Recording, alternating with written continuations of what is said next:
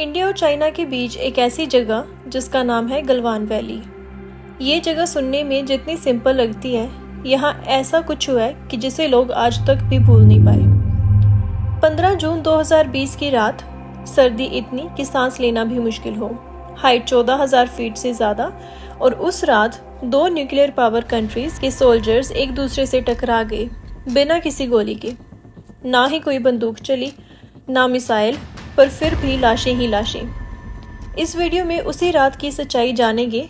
क्या हुआ था गलवान में, क्यों हुआ था, कौन जिम्मेदार था, और सबसे इम्पोर्टेंट, इसके बाद क्या बदला। चलिए शुरू करते हैं।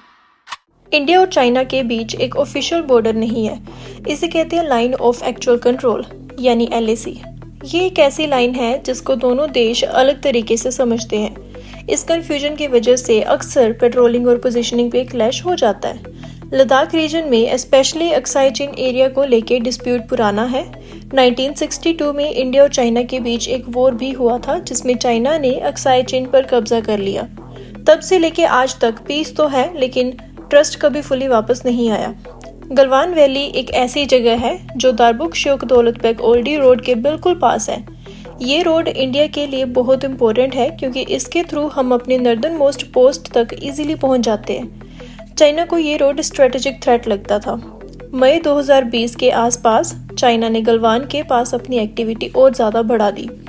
उन्होंने ज़्यादा ट्रूप्स भेजे, टेंट लगाए और क्लेम किया कि ये एरिया उनका है। इंडिया ने भी स्ट्रॉन्ग रिस्पॉन्स दिया। हमारे सोल्जर्स ने वहाँ अपनी प्रेजेंस दिखाई और बोला कि ये हमारा ही एरिया है। दोनों तरफ से डिस्कशंस एंड मीटिंग्स हुई, पर ग्राउंड पे ट्रस्ट बहुत ही कम था। हर रोज सोल्जर्स एक दूसरे को फेस कर रहे थे और सिचुएशन और भी ज़्यादा टेंस होती जा रही थी। 15 जून 2020 की रात को एक इंडियन आर्मी टीम पेट्रोल पे गई थी और उनकी लीड कर रहे थे कर्नल संतोष बाबू। उनका काम था ये देखना कि जो अग्रीमेंट हुआ था डिसएंगेजमेंट का, क्या चाइना ने सच में अपने लोग वहाँ से वापस बुलवाए हैं या नहीं। जब हमारे सोल्जर्स वहाँ पहुँचते हैं तो देखते हैं कि चाइनीज़ ने अपना कैंप नहीं हटाया, बल्कि वहाँ पे लोग रेडी थे, जैसे कि उन्हें पता था कि हम आएंगे। और फिर जो हुआ वो थी एक ब्रूटल फाइट।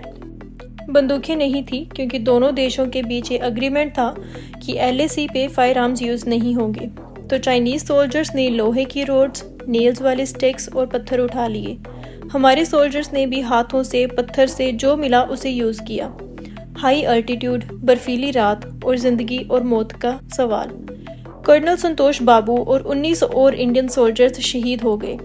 चाइना के भी कई सोल्जर्स मारे गए, लेकिन उन्होंने कभी भी एग्जैक्ट नंबर रिवील नहीं किया। ये सब पूरी रात चलता रहा और जब सुबह हुई तो गलवान का पानी खून से लाल था। अब गलवान क्लैश के बाद पूरे देश में शोक था। लोगों को पहले तो यकीन ही नहीं हुआ कि इतनी बड़ी फाइट हो गई बिना किसी वार्निंग के। जब शहीद जवानों के नाम आए, उनकी फोटोज दिखाई गई तो हर किसी का दिल भर आया। कई लोग रोने लगे, कई गुस्सा था और कहीं सिर्फ खामोशी। PM मोदी ने कहा कि हमारे जवानों की कुर्बानी बेकार नहीं जाएगी। पूरा सिस्टम अलर्ट हो गया। बॉर्डर पे और ट्रूप्स भेजे गए, आर्मी को पूरा सपोर्ट दिखाया। पब्लिक ने भी अपना रिएक्शन अलग तरीके से दिखाया। चाइनीज प्रोडक्ट्स बॉयकॉट होने लगे, टिकटॉक जैसे ऐप्स बैन कर दिए गए। लोगों ने चाइना के खिलाफ खुद से कैंपेन स्टार्ट कर दिया। चाइना ने ऑफिशियली सिर्फ इतना कहा कि उनके भी कुछ लोग मरे, पर नंबर नहीं बताया। उनके मीडिया ने भी गलवान क्लैश को कवर नहीं किया ज़्यादा, वो चुप रहे। ये सिर्फ एक फाइट नहीं थी, ये एक सिग्नल था कि LAC पे टेंशन अब किसी भी लेवल तक जा सकती है। गलवान के बाद सब कुछ बदल गया। इंडिया ने अपने बॉर्डर एरियाज में रोड्स, ब्रिजेस और सब कुछ तेजी से बनाना स्टार्ट कर दिया। सोल्जर्स को हाई अल्टीट्यूड गियर दिया गया, इंफ्रास्ट्रक्चर को अपग्रेड किया गया।